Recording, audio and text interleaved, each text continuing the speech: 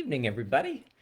It's Reverend Tim. Hello. It's Wednesday, about 7:16, and I have a poem. I have fallen in love with this poet from the upper Midwest, Tom Hennen, and his wonderful collection, Darkness Sticks to Everything, collected and new poems.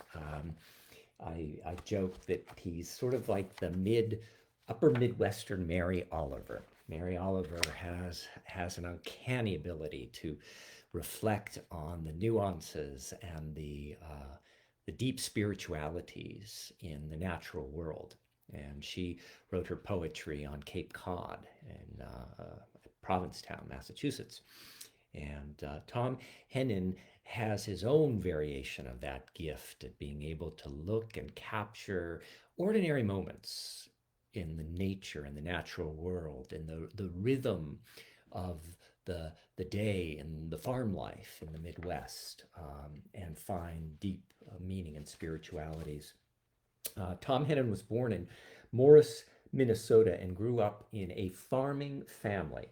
And I like when the notes about him, it says, his poetry is informed by a lifelong and intimate relationship with the prairie and a professional life that kept him working outdoors, first with the Minnesota Department of the Natural Resources, and then as a wildlife technician at the Sand Lake National Wildlife Refuge. Excuse me. So this is called Soaking Up the Sun, and it's one of his autumnal poems, or poems written about autumn. Soaking Up the Sun by Tom Hennen. Today, there is the kind of sunshine old men love, the kind of day when my grandfather would sit on the south side of the wooden corn crib where the sunlight warms slowly all through the day like a wood stove. One after another, dry leaves fell. No painful memories came. Everything was lit by a halo of light. The corn stalks glinted bright as pieces of glass. From the fields and grove came the rich smell of mushrooms, of things going back to the earth. I sat with my grandfather then.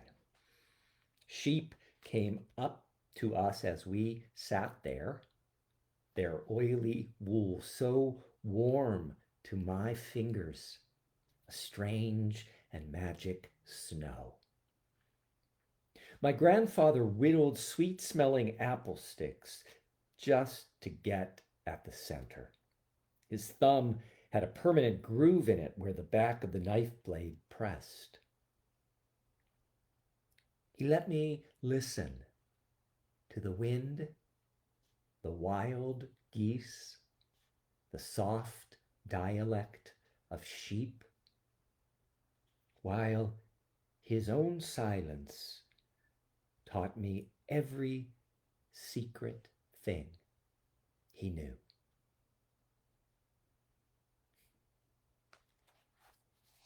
Soaking up the sun. Looks like we'll have another day tomorrow where we will be able to do just that. I look forward to seeing you tomorrow.